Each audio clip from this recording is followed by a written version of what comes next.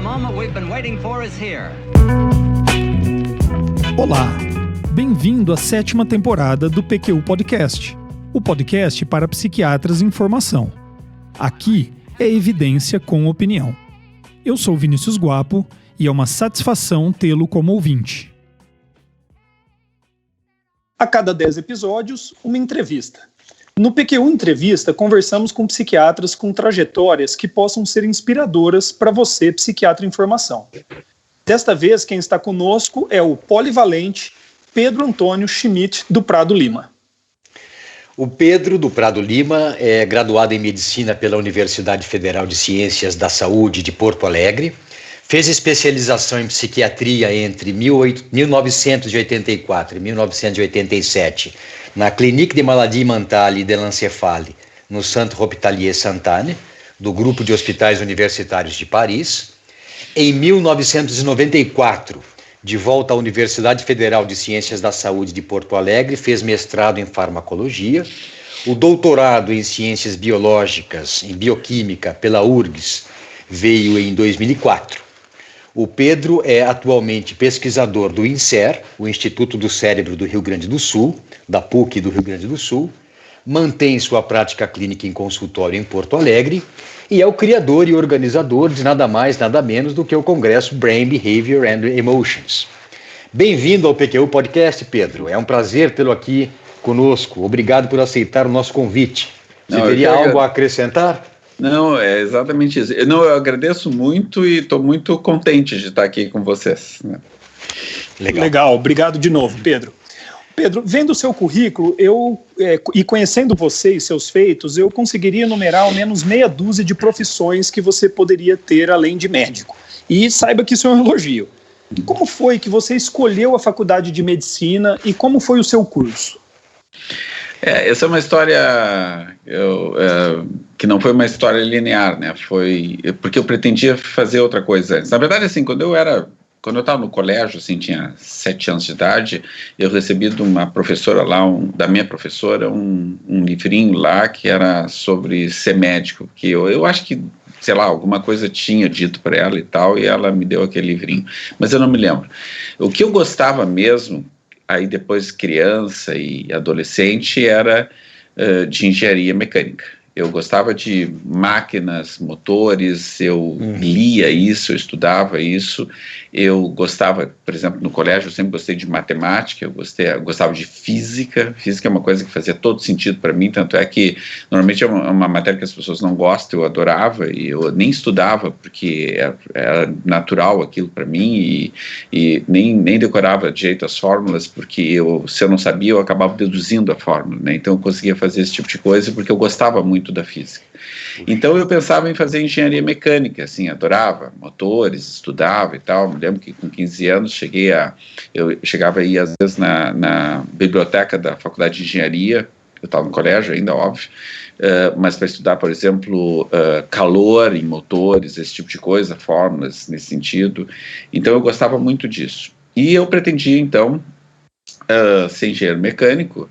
E meu sonho era trabalhar na indústria automobilística, mas como no Rio Grande do Sul não tinha, me imaginava morando em Porto Alegre, então eu pensava que eu tinha que trabalhar em alguma coisa que envolvesse máquina agrícola, etc e tal, porque a agricultura naquela época se mecanizava com uma rapidez muito grande aqui, e tinha muitas empresas nesse sentido, imaginava que eu teria que fazer alguma coisa nesse sentido. Bom, mas daí a grande mudança que aconteceu foi porque quando eu tinha 13 anos, meu pai faleceu.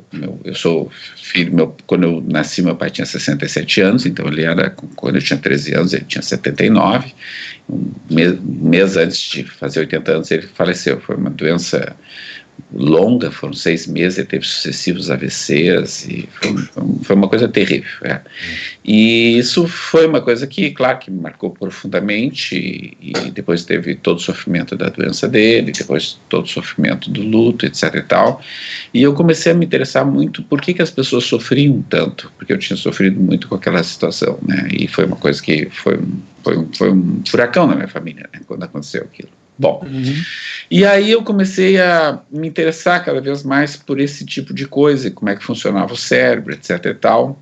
Eu me lembro que quando eu estava quando eu tinha 16 anos, eu estava no último ano do científico, eu, por exemplo, estudando literatura, né, eu tinha um professor muito bom, meus professores do último ano foram muito bons, e que era o professor Moreno, ele mostrava todas as fases da literatura, eu comecei a achar que a gente passava pelas fases, daí eu queria estudar aquilo para ver qual era a próxima fase que eu ia passar na minha vida, porque já tinha passado pelo romantismo X, Y, Z, depois naturalismo, realismo, aquelas coisas todas, né, eu me lembro assim que comecei a me interessar muito também por geografia humana, porque aquelas coisas que estudo no último ano do colégio, comecei a achar que a gente era feliz se a gente tivesse muitas relações sociais, que isso é que trazia maior felicidade. Então comecei a fazer discursos contra a sociedade de consumo, porque achava que o mundo estava virando uma coisa muito a busca econômica, e não exatamente pelas relações, etc. e tal. Tanto é que lá no colégio até o meu apelido, um professor de história me deu o apelido de magrinho filósofo, era uma gíria da época, magrinho, né? Quem era adolescente era chamado magrinho ou magro, entendeu? Sim. Então, a gente se tratava desse jeito, então era magrinho filósofo, porque eu ficava fazendo discursos e tal, né? E aí eu vi um filme que foi muito marcante, que era o Macaco Nu, né, que via o ser humano como se fosse assim quase que uma outra espécie sendo observada, né? Então eu achei fascinante aquele ponto de vista que era uma coisa que envolvia, na verdade, neurociência do comportamento. E aí eu decidi que eu queria estudar aquele negócio. E aí, como é que eu vou estudar isso? E aí, bom, tinha psicologia, eu tinha psiquiatria, e aí, só que a visão que me interessava bastante também, que tinha visto naquele filme, era uma visão que puxava um pouco mais para a questão não só psicológica, mas biológica. E aí eu decidi fazer, por causa disso que eu resolvi fazer medicina, né? Aí eu entrei na faculdade mas o objetivo era fazer psiquiatria, né? Não era exatamente a medicina. Foi essa a história mas sempre o que me interessou foram mecanismos, né? Que vinha desde a época lá da física, do momento que eu queria fazer engenharia mecânica, né? Então eu quase virei um engenheiro mecânico. Talvez se meu pai não tivesse morrido, fosse um engenheiro mecânico. Que boa história, Pedro.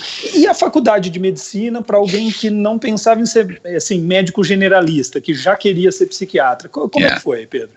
Foi um desastre, porque eu vim de um colégio que era excelente, que naquela época era excelente, com professores excelentes. Meu colégio tinha no último ano tinha muitos professores que eram oriundos da URGS e que tinham sido caçados em função do governo militar, esse tipo de coisa. Então, eram pessoas, por exemplo, o professor de matemática, que era o Ripoll, era fantástico, de física era sensacional, que era o Gianotti, o professor de geografia humana, que era o Igor, era fantástico, o de história, o Arno, esse que me apelidou, ele depois foi trabalhar no Louvre, imagina, teve um cargo no Louvre, então era um colégio sensacional.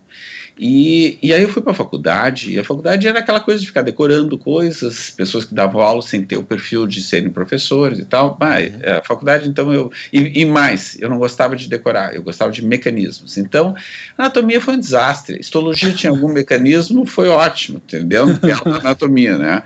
E me lembro assim que às vezes eu gostava de algumas matérias que ninguém gostava, tipo, por exemplo, genética, eu gostava, por exemplo, patologia 1, que era inflamação, que era mecanismo, isso aí eu gostava, mas as outras coisas da medicina, eu tipo assim, eu não gostava tanto. Para mim foi um momento que não foi muito, mas tinha o objetivo da psiquiatria, então eu diria assim que não foi uma experiência gostosa estar na faculdade de medicina. Via que meus colegas adoravam aquilo, para mim era uma coisa que eu tinha que fazer porque eu tinha um plano depois, entendendo? Eu tinha que passar por aqui. E fazia parte desse plano já ir fazer uma especialização fora do país, especificamente na França, Pedro? Não fazia parte. Na verdade, assim, eu tinha vontade de morar fora uma época, isso eu sempre tive, eu sempre gostei de viajar, eu mesmo quando tinha dificuldade, por exemplo, me lembro quando eu tinha 18 anos, eu e um colega meu, nós decidimos, um amigo meu da época do colégio, eu que propus, eu conversei com eles assim, que eu achava que a gente tinha que fazer uma viagem carona. Naquela época a segurança ainda permitia isso, né? Sim. E aí eu tinha até perguntado para ele se ele tinha feito, ele disse que tinha feito um trecho lá 10 quilômetros. Não está entendendo, que era uma viagem dessa. E aí decidimos ir, fomos até o sul do Chile, entendendo? Que foi meio de trem, meio de ônibus, meio de carona, aquela coisa toda. Então eu sempre gostei de viajar, e o nosso lema é o seguinte: quanto menos comermos, mais longe vamos ir, né? Porque o dinheiro era curto. Foi só pão a viagem inteira praticamente. Então eu sempre gostei disso. Então, claro que eu me vi uma época fora e tinha muita curiosidade, tinha muita vontade e tal, mas não era uma coisa que parecia real, né? E aí, quando eu me formei, então eu fiz o concurso para residência. E aí, assim, o concurso era assim, tinha uma parte que era prova e tinha uma parte que era entrevista. Aí na prova se selecionava 3 vezes o número de pessoas que eram aceitas, e depois tinha a entrevista que havia decisão, e daí na entrevista eu não passei. E eu achei que eu não ia passar nas entrevistas, porque até pelo meu histórico dentro da faculdade, que não gostava tanto, volta e meia, talvez criasse até uma confusão lá com os professores, essa coisa toda, e aí, embora tivesse alguns que eu admirasse, os que eu não admirava, eu era talvez até meio... não era um aluno assim, que era um aluno às vezes um pouco problemático, vamos dizer assim. E aí eu achei que eu tinha que ir para fora, porque senão eu não ia conseguir fazer meu projeto.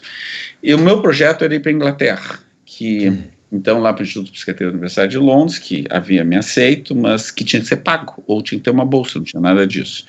Então na França havia a possibilidade de ser pago para estudar.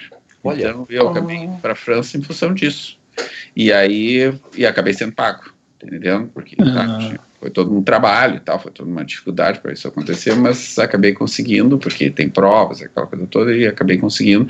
E aí pude estudar, porque se eu não conseguisse ser pago, eu não poderia ficar, porque não tinha dinheiro de família para fazer isso, e também não tinha bolsa, né? A bolsa era para, sei lá, mestrado, doutorado e tal. Então, durante essas... E aí você, lá na França, então, que você foi assim, por essa razão que você está nos explicando, você se sentiu assim bem acolhido lá em Paris? Porque tem aquela fama de que o parisiense é meio enjoado, de que é difícil aceitar estrangeiros. Como é que você se entrosou lá? Olha, eu vou dizer o seguinte, assim, ó, que primeiro eu tive uma dificuldade que eu realmente não tinha dinheiro. Então, até eu consegui ter um lugar para morar, que o hospital me desse, ter um salário, etc e tal, foi um sacrifício extremo, assim, mas extremo mesmo, assim. Eu teve uma época que eu fui acolhido por um amigo meu, depois ele casou, ele foi alguns meses, ele ia casar logo em seguida, e ali foi tranquilo que eu morei lá com ele, assim, mas depois eu passei um período muito ruim, porque eu não tinha nem onde morar direito, eu ia para albergue, entendendo? Assim, caramba, Pedro, nossa. Entendeu? Mas eu tinha na minha cabeça que eu tinha que passar por aqui, porque senão eu tinha que voltar ao Brasil, né? Eu tinha que dar um jeito. E lá pelas tantas, aí teve uma prova, eu me saí super bem na prova, eram 120 pessoas, tinha segundo lugar, e aí eles me deram lugar para ficar, né? E para morar e deram salário.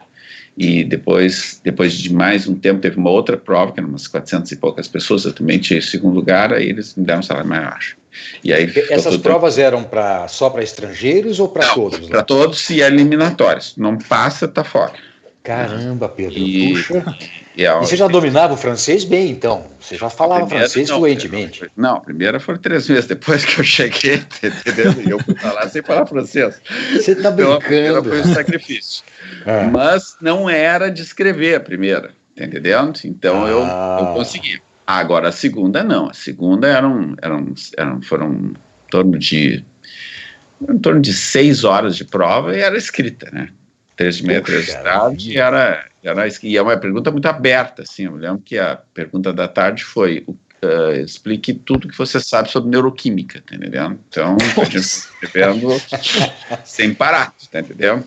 Caramba! Então e é eliminatória, né? Então, se a pessoa não passa... Mas eu estudei bastante, então, porque ao contrário da faculdade, que eu não era estudioso, que eu achava aquilo muito chato, quando eu fui para a França, eu adorava ficar... porque a França me deu várias coisas, tá? A primeira coisa que ela me deu foi, me recebeu.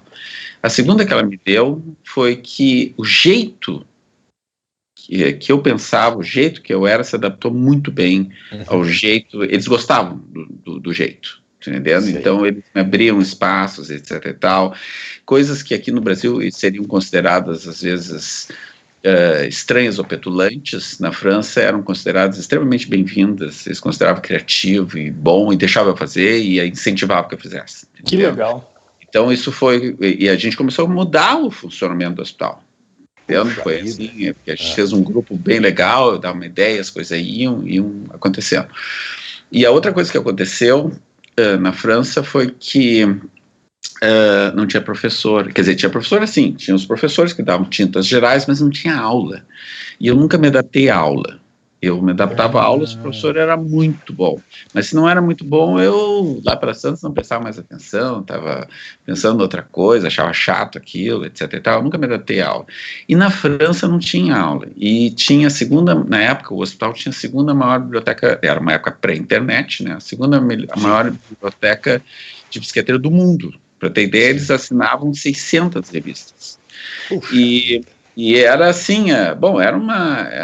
E essa biblioteca tinha duas salas, uma que era com várias mesas e tal, aquela coisa, que era que todo mundo gostava de ficar, e tinha uma outra sala que tinha uma mesa assim com umas 50 pessoas, e eu adorava ficar nessa sala, porque ninguém ia para essa sala, eu ficava nessa sala a tarde inteira estudando, entendeu? Pegando, lendo, etc e tal, e aquilo ali foi muito bom para mim. Não ter professor foi muito, muito bom para mim. Para ter ideia, essa segunda prova, houve uma revolta lá, os caras queriam uma aula.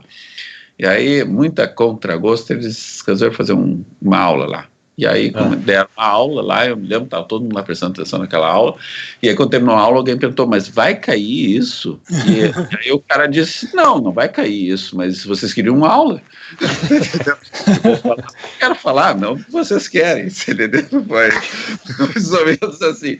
Então, a gente tinha que estudar por nós mesmos, entendeu? Entendi. E isso, para mim, foi muito bom, porque tem gente que não se adapta, eu me adapto bem a esse sistema. O Pedro, e lá no Santana é um berço da psiquiatria, sim, né? Tava lá o Jean Delay, o Deniker, né? Estavam todos lá quando você... Estavam lá ainda quando você foi, não? Sim. O Delé não, mas o Deniker sim, mas o Deniker é um cara, eu não gostava muito do Deniker, porque ele é uma pessoa, ele era muito grosseiro, sobretudo com os pacientes também, e ele ficou famoso em função da história da clorpromazina. Da clorpromazina, é verdade. Mas quem ganhou os concursos, quem era considerada grande professor, era o Pierre Pichot, tá? E eu estava com o Pichot, né? Então era muito... Então foi assim, ele clinicamente era sensacional, espetacular o Pichot, né? E eu estava numa parte do hospital, que é a parte principal, que é a clínica de maladie mental, e era a parte mais dedicada a diagnóstico, né? Não tanto a neurobiologia.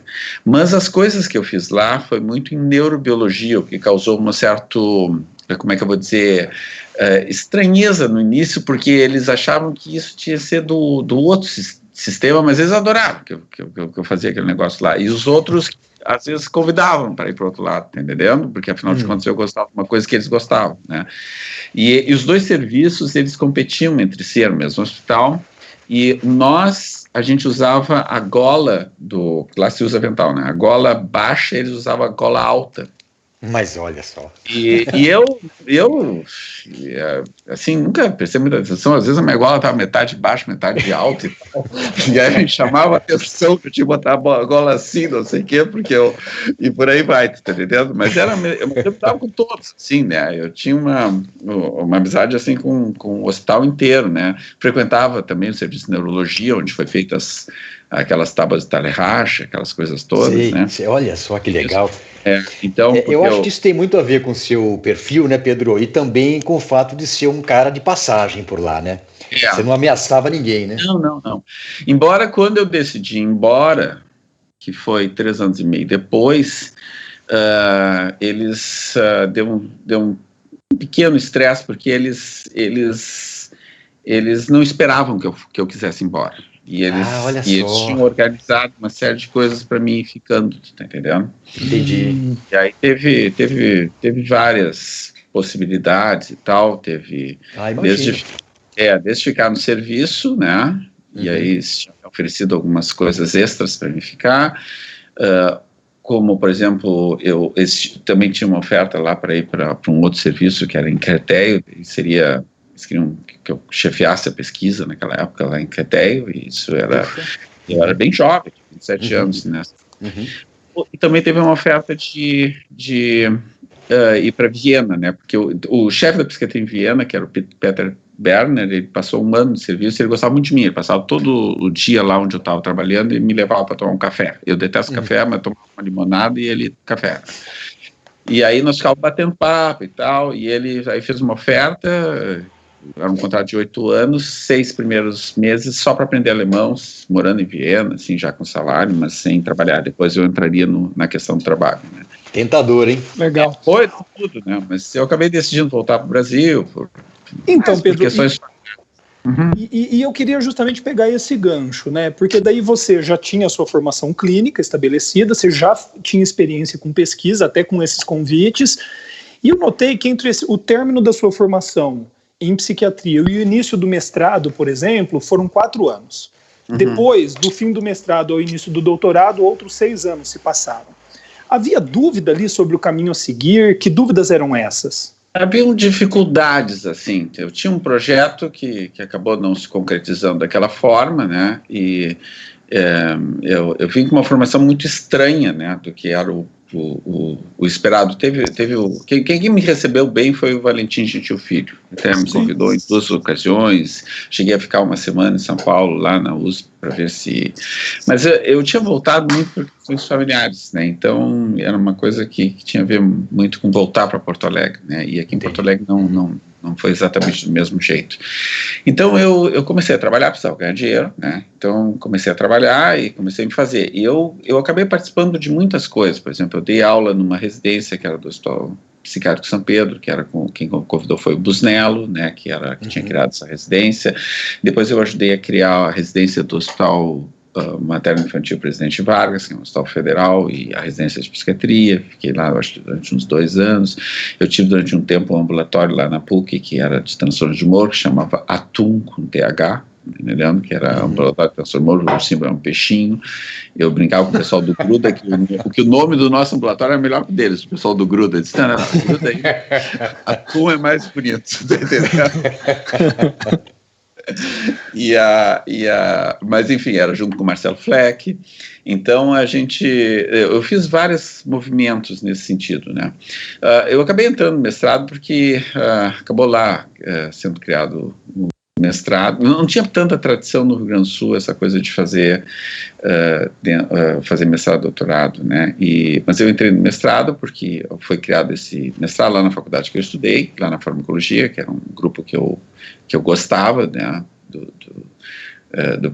o pessoal. Aí fiz o mestrado lá, e o doutorado eu acabei fazendo porque aí sim é um serviço extremamente prestigioso, que é o serviço lá da URGS, né, onde trabalhava inclusive o Esquerdo e outras pessoas, muito, né, muito boas, assim, era na época o maior departamento da URGS, né, e que tinham, assim, uma produção científica maiúscula, assim, naquela época, né, assim, internacional.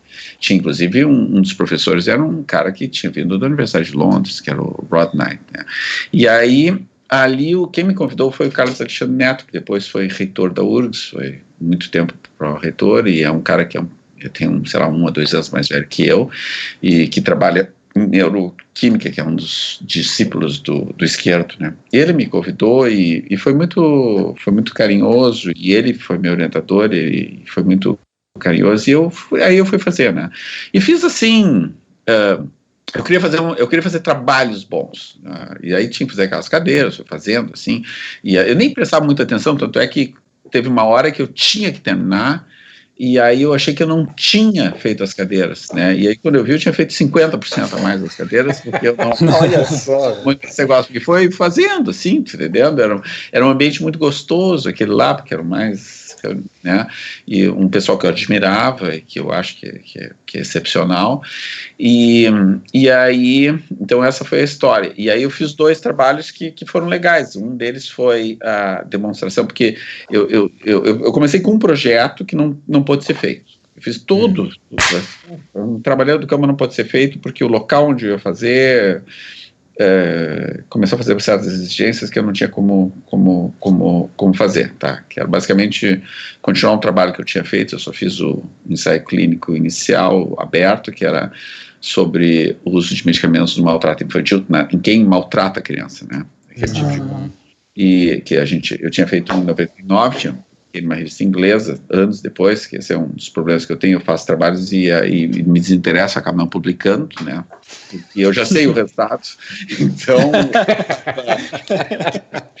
e aí eu tive que ter a disciplina de publicar aquele negócio, e depois eu acabei, queria fazer o ensaio todo e tal, várias outras coisas, eu tive que desistir.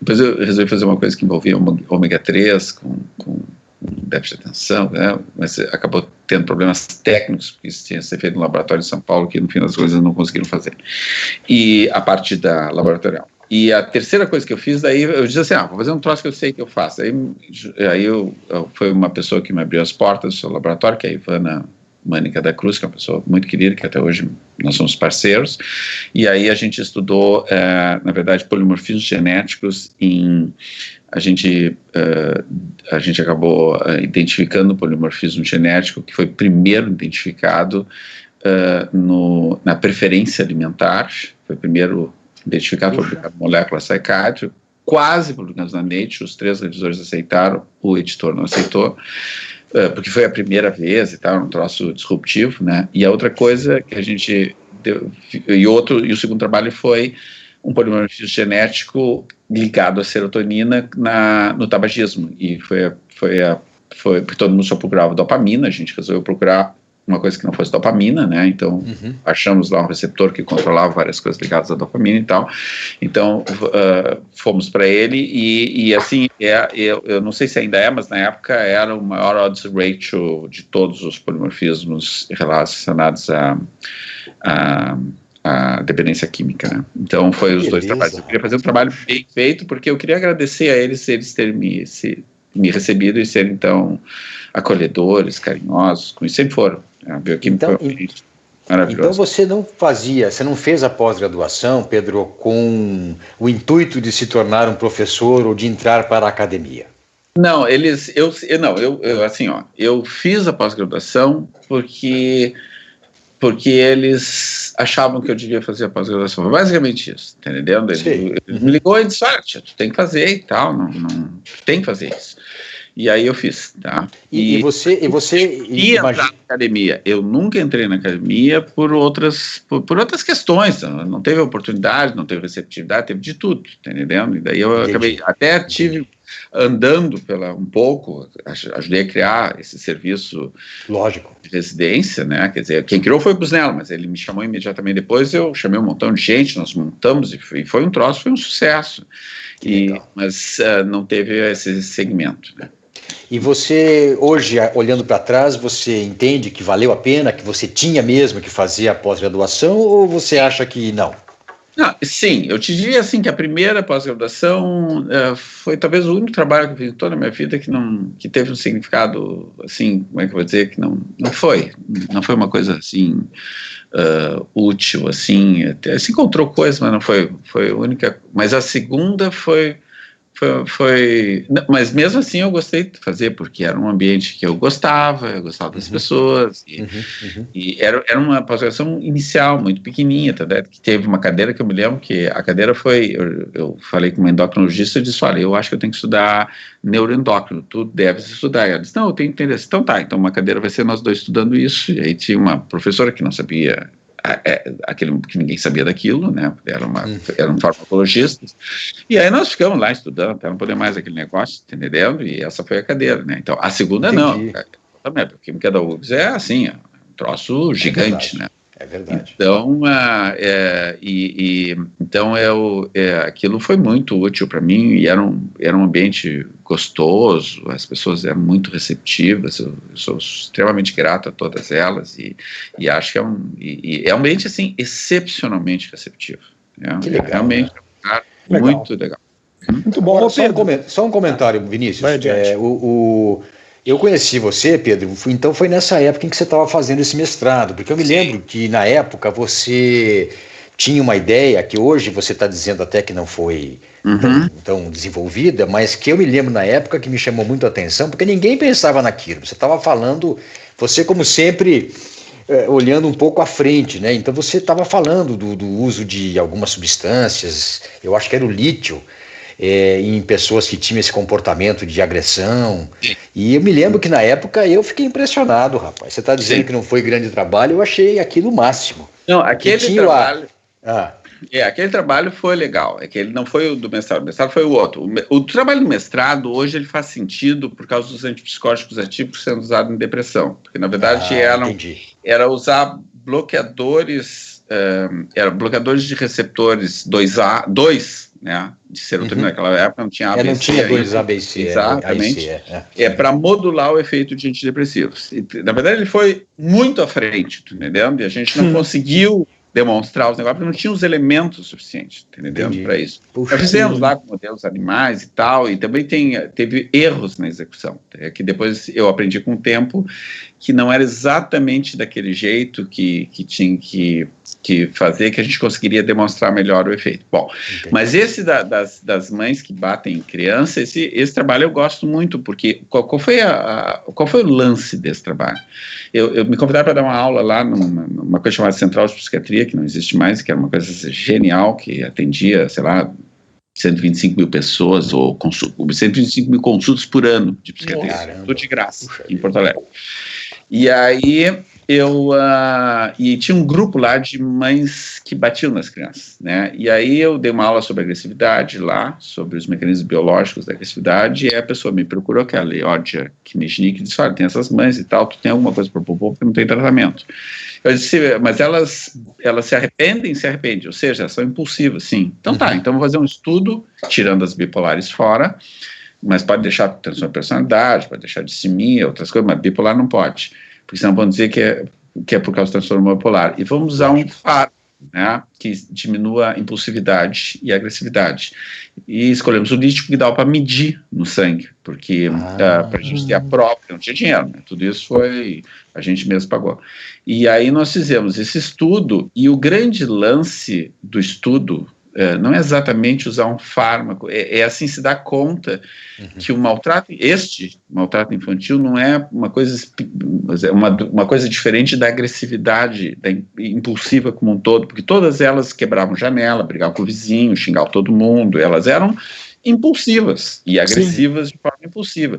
Então o grande lance foi demonstrar isto, né? E aí o medicamento funcionou. E foi a primeira vez que se usou o medicamento do maltrato infantil, funcionou, né? Ele ganhou um prêmio, esse estudo, ele foi bastante citado em livros, textos de psifarmacologia, né? Apesar de ser um estudo com 8 mães, para ter ideia. Um estudo super pequenininho, né? E a gente queria depois fazer o duplo cego, não conseguiu fazer, não. Legal. Ô Pedro, e você tem no seu currículo uma conquista que muitos poucos pesquisadores vão alcançar, especialmente no Brasil, com toda a burocracia. Você tem um registro de uma patente. Conte aí para os nossos ouvintes, jovens psiquiatras, essa passagem da sua carreira. Eu tenho o registro e a venda da patente. A venda é mais difícil. Alguém pagar. Essa é uma história muito diferente também, tanto é que até a minha esposa brincou comigo na época, disse assim: pô, todos os teus delírios estão virando realidade, né? Entendeu? Eu ia criar um negócio, entendeu? Porque eu gostava de bolar coisas, né? Não, mas não foi assim, não foi uma criação. A história foi a seguinte: eu tinha sido lançado Topiramato, né? E o Topiramato, ele tinha essa história de controlar o de controlar o ganho de peso, essa coisa toda. E eu tive, então tinham pacientes assim que tinham uma história, a história dessas pacientes, elas eram borderlines, elas tinham um transtorno de humor bipolar. Não, desculpe, uma não tinha, que essa que foi, o chave foi a que não tinha, tá? Então, uma tinha, duas tinham, uma não tinha. Então, elas eram, mas elas eram borderlines, tinham depressão, a pessoa tinha depressão, e todas tinham ganho de peso. E esta pessoa, porque eu usei depois nas duas que eram bipolares, mas começou com a que não era bipolar, que só tinha depressão. E essa pessoa, ela, lá pelas tantas, se desesperou com ganho de peso e disse que o transtorno bipolar estava controlado, a questão borderline não, e ela volta a meio ficava deprimida, mas não ficava mais acelerada, o controle bipolar nesse sentido. Bom, mas o moral da história, eu acabei dando topiramato para ela em função da questão do peso, porque eu fiquei com muito receio do desespero dela em relação àquilo. E aí ela melhora de um montão de coisas. E eu disse, não, mas tem uma coisa muito estranha aqui, né? E aí eu comecei a observar, e aí tinham duas outras pacientes que eram situações parecidas, eu acabei dando medicamento, teve o mesmo efeito, e aí eu resolvi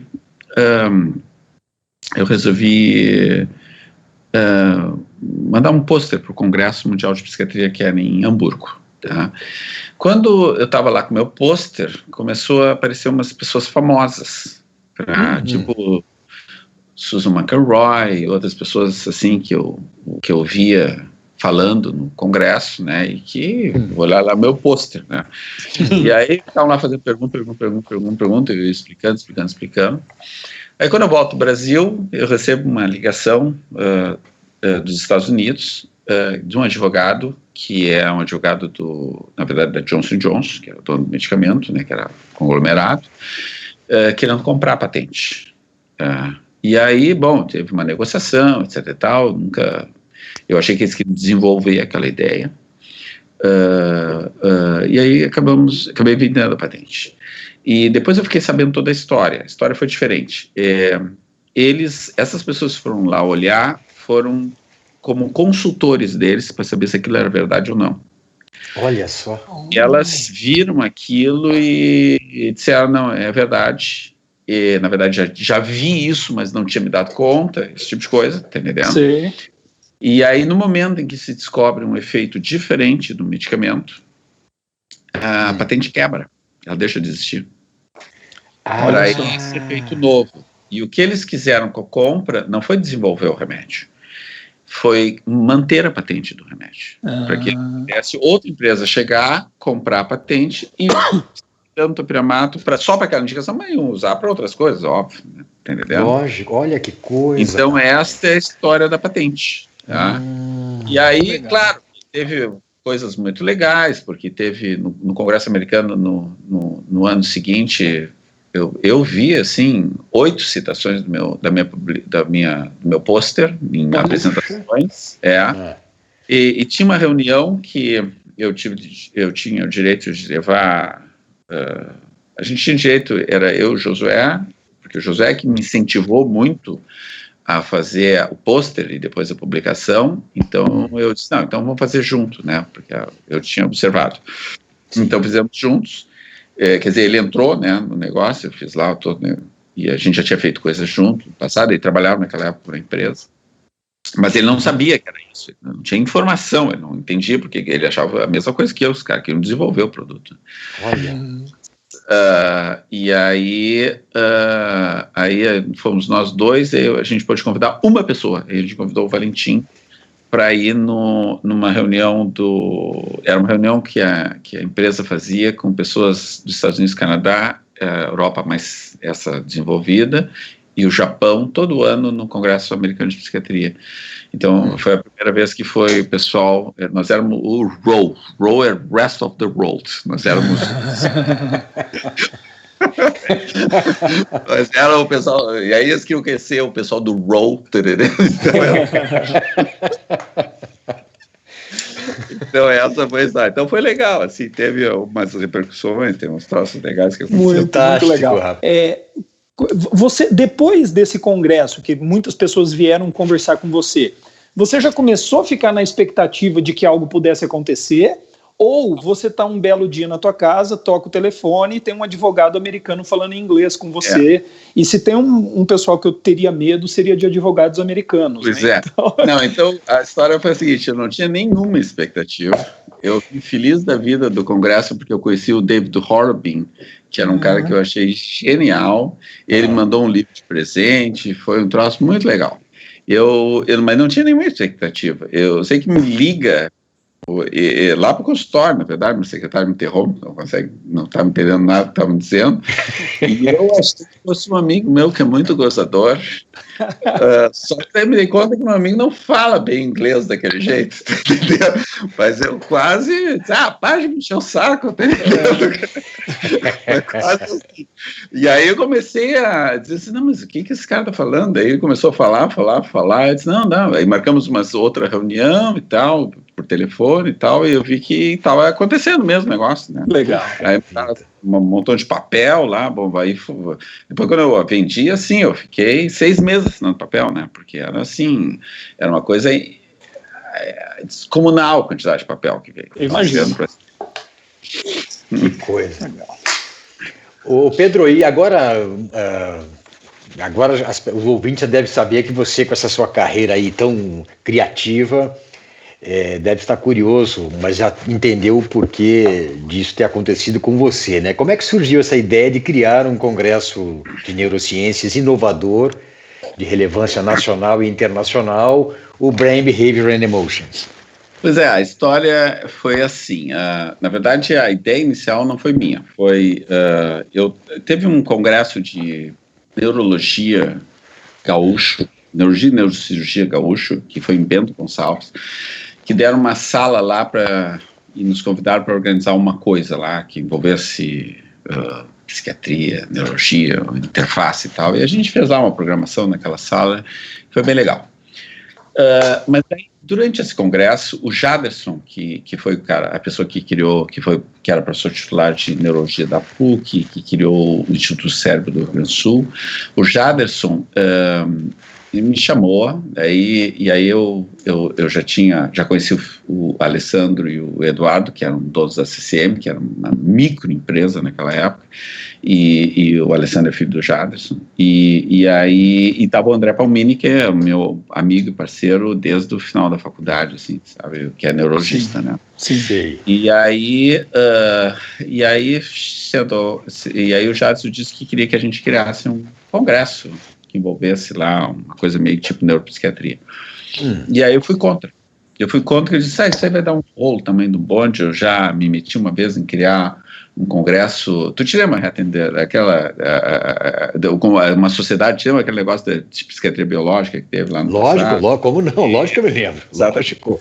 E aí aquilo aqui no Rio Grande do Sul acabou crescendo, teve uma reunião que apareceu, não sei de onde, um montão de pessoas que eram leigas, assim, apareceram, porque envolvia dependência aqui, me lembro naquela época, apareceu 400 pessoas, isso assustou as pessoas, porque o troço tomou uma proporção, eu sei que no fim das contas acabou tendo um acordo lá, que todo mundo achou melhor e tal, de entrar para dentro da sociedade de psiquiatria, porque estava sendo visto como uma coisa, uma concorrente que não... Isso, foi uma confusão. Bom, aí eu disse assim, isso aí vai dar uma confusão do cão, não quero me meter nisso, não sei o que e tal. Não, mas não sei o que, mas insistiu e tal. Eu disse, então tá, vamos criar, mas isso aí vai virar uma coisa gigante, a minha impressão, né? Eles não tinham essa ideia inicial que ia virar o que virou, eu achei que a coisa ia crescer muito. Mas aí eu coloquei algumas questões, né? A primeira questão é que a gente tinha que fazer um congresso de interface em que não tivesse primeira e segunda classe, né? Quer dizer, legal. Não é assim, tinha que ser... Eu sempre dizia assim, olha, não tem sentido convidar o esquerdo para participar de uma coisa e ele não é médico, então ele não é... Não, tu entendendo? Ele tem... Sim, entendi perfeitamente. Não tem sentido. Como é que tu vai fazer um troço desse? É o esquerdo. Né?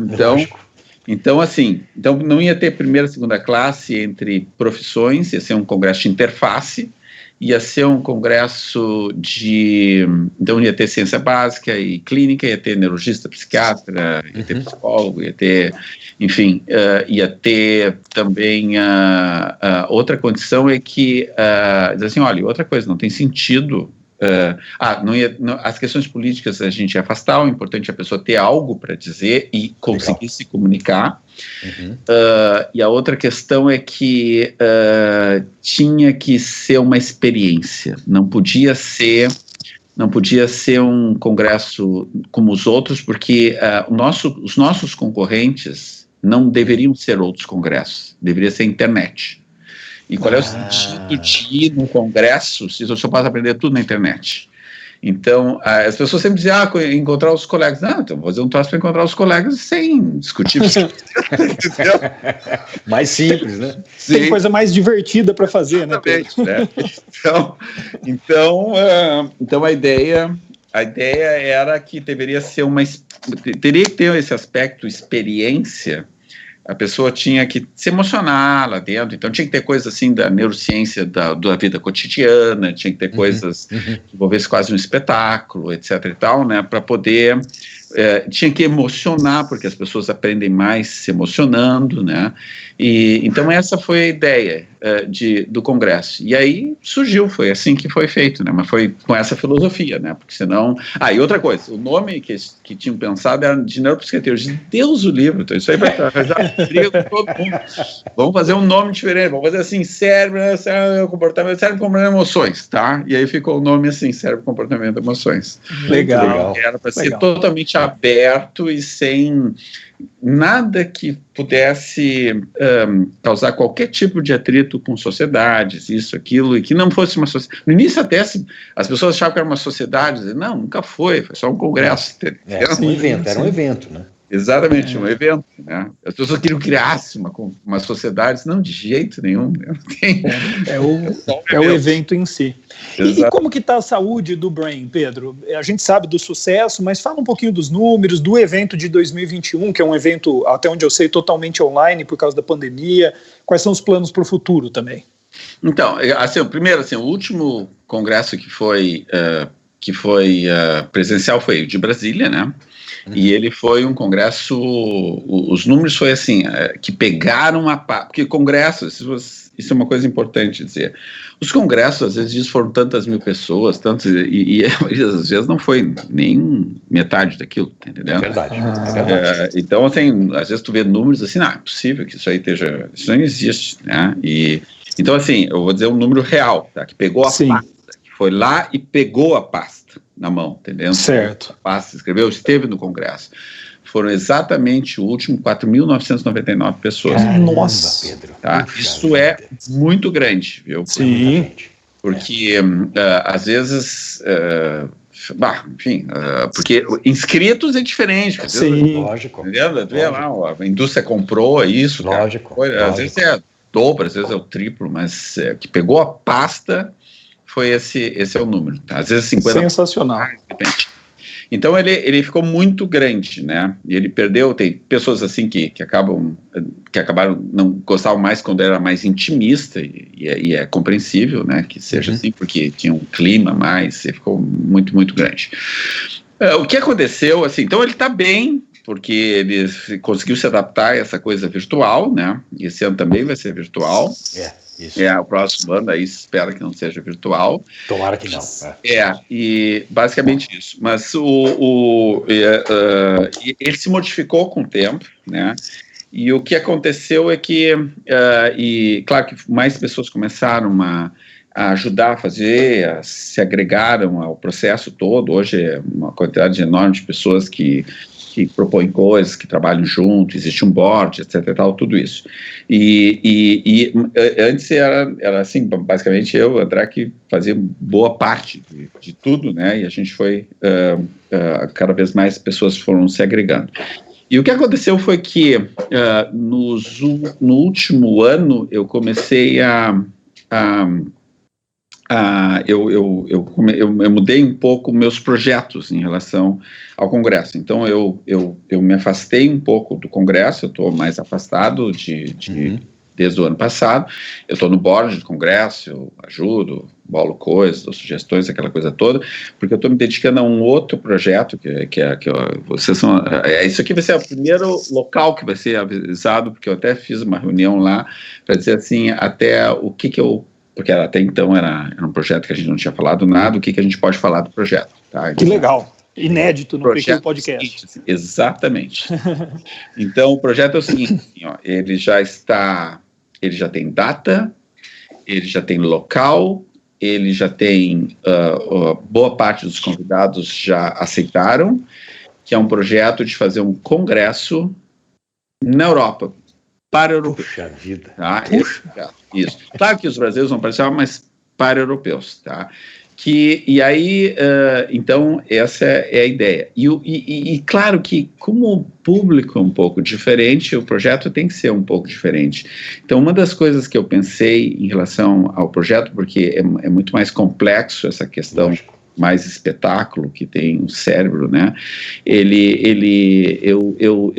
tenho, e também, devido a todos esses acontecimentos do mundo dos últimos anos, eu acho que e devido ao fato de que alguns governos estão indo, sobretudo na Europa, para uma visão um pouco mais de governo baseado em evidência, né, de olhar a evidência do que deve ser feito e não exatamente uma política pura, eu acho que é assim, vai lá e faz uma coisa lá que às vezes dá tudo errado, né, os caras usarem.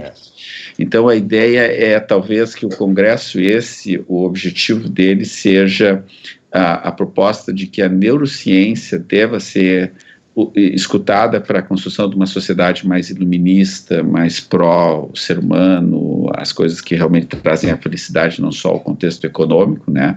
E legal, aí, nesse sentido, eu já propus para e estou propondo para outros desses nomes, assim, desses grandes nomes mundiais, a gente fazer um documento nesse sentido e está sendo bem aceita a ideia e eu acho que a coisa vai progredir nesse sentido, né? Então, o objetivo desse congresso, que vai ser em 2023, vai ser muito defender essa ideia. Sensacional. Ô Pedro, e no início da entrevista eu te apresentei como polivalente. Aí, assim, você mantém atividade clínica. Agora eu estou até na dúvida se você mantém com tudo isso que você faz. Não, o que eu mais faço é atender paciente. Olha só, legal. Fez e faz pesquisa. E você dorme a que hora? Você dorme, Pedro? Eu durmo, eu sou bem objetivo agora nas coisas que... Isso. Não, eu atendo, eu sempre eu gosto dessa coisa de atender paciente. Eu sempre vi pacientes... refratários, né? Sempre vi, desde a época da França, porque eu fiquei 3 anos e meio lá, né? A partir do segundo ano, lá na clínica, eu era a pessoa que normalmente via os pacientes mais refratários, entendeu? Eles tinham essa questão da opinião e tal, porque eu passava a tarde inteira na biblioteca, então eles me chamavam para ver uma solução diferente, uma coisa assim e tal, então era assim.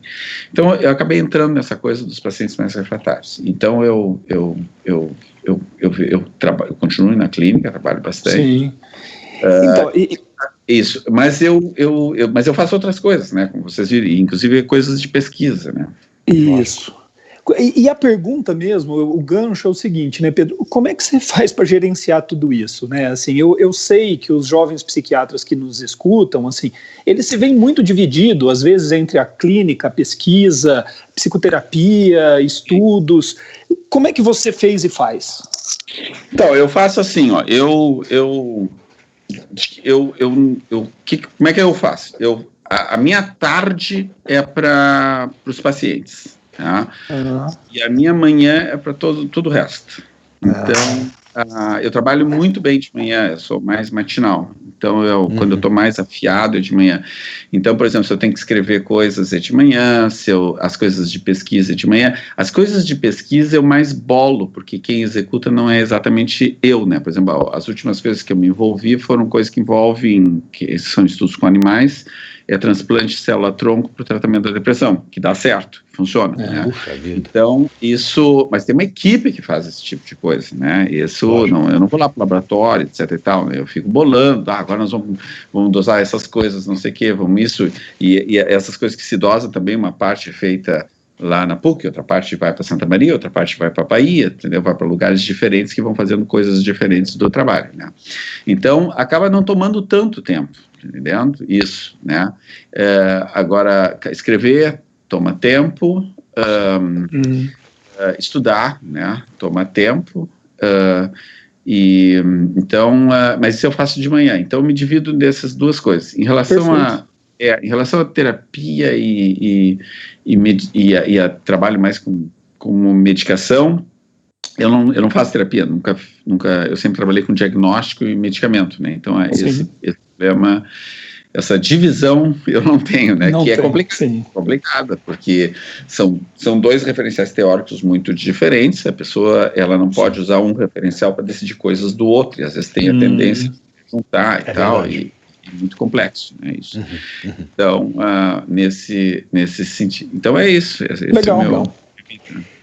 Ô Pedro, e mudando de assunto, diga para os nossos ouvintes o que é que você anda lendo, com o que você tem se preocupado atualmente, se bem que você já falou desse projeto, e que livros, principalmente, você indicaria para o psiquiatra em formação interessado em compreender melhor as bases, as limitações da nossa especialidade e de neurociências em geral? Bom, o que eu gosto de ler, mas tem fases que eu leio bastante, tem fases que eu leio menos, né? Eu andei, agora durante a pandemia, teve uma fase que eu li muito, assim, inclusive reli alguns livros, né, que eu tinha lido no passado. Eu gosto de ler mais não ficção do que ficção, mas eventualmente até leio ficção, mas eu gosto de ler mais não ficção. O livro que eu estou lendo agora é um livro de um cara que eu acho genial, que se chama Edmund Rawls, o nome dele, Edmund Rawls, com R-O-L-L-S, que o título do livro, que é de 2 anos atrás, quer dizer, não está desatualizado, o título do livro é The Orbital Frontal Cortex, e é um livro sensacional, que fala do córtex orbitofrontal e das suas relações com outras estruturas cerebrais, e ele explica direitinho por que a tomada de decisão, ela inicia no córtex orbitofrontal de uma forma muito intensa, inclusive, no córtex orbitofrontal. Ele é decisivo para isso. E esse livro, que é um livro, assim, que tem uma certa... ele é super interessante, o livro. Ele é um pouco... às vezes é um pouco pesado, mas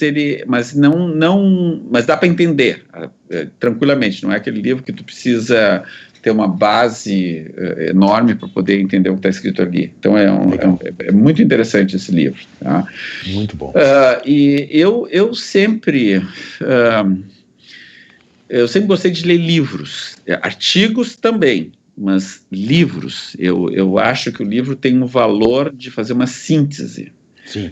Coisa que os artigos às vezes não têm, que eles puxam para um lado, puxam para o outro, etc. e tal, né? Então eu sempre gostei de ler livros, né? E o que eu diria, assim, para o psiquiatra em formação, esse negócio de ler livro, eu acho que é uma coisa que é interessante, e também em relação a questões clínicas, que não desdenhem dos livros antigos, porque muitas coisas foram escritas, muito bem escritas, e não foram escritas tão bem depois, né? Verdade. Então, isso é uma coisa que é importante. Eu me lembro daquele livro Neurobiology of Mood Disorders, que é do Robert Post, que esse livro, que é um livro que é da década de 80, né, que é um livro extensíssimo. A parte que o Clerman escreve, o capítulo que é sobre a história do desenvolvimento dos conceitos de depressão, e das confusões que aconteceram, até em função de conflitos entre a clínica, a psicanálise, etc. e tal, e como os termos eram usados. Aquilo é um texto definitivo, nunca ninguém escreveu, eu nunca li um texto melhor que aquele. Legal. Foi escrito na década de 80, ele era psicanalista. O texto é maravilhoso, né? Então, que pensem nisso também, existem textos antigos que... Outra coisa que eu diria para o psiquiatra novo, jovem, né? Eu diria 2 coisas mais. Uma coisa que é importante é que, aliás, uma me esqueceu, me acordei, estava pensando agora, me esqueci, mas eu vou dizer a mais importante de todas, que tenham dúvidas, não tenham certezas. Isso é a coisa mais importante, porque a certeza impede que a pessoa entender alguma coisa, aprender alguma coisa. Fecha, né? Fecha. Exatamente. É isso. Então, tenham dúvidas, mesmo as coisas que tem mais certeza, e das coisas que não tem certeza, que mantém essa dúvida sempre acesa, porque um dia vai ler uma coisa que vai resolver naquele momento aquela dúvida, mas sabe que pode modificar depois, tem que continuar com as dúvidas. Porque porque a faculdade nos ensina a ter certeza, né? Isso eu acho que é um problema, a gente tem que ter dúvida, esse que é o grande lance em relação que eu acho que é a coisa mais importante. E assim, agora me lembrei outra coisa.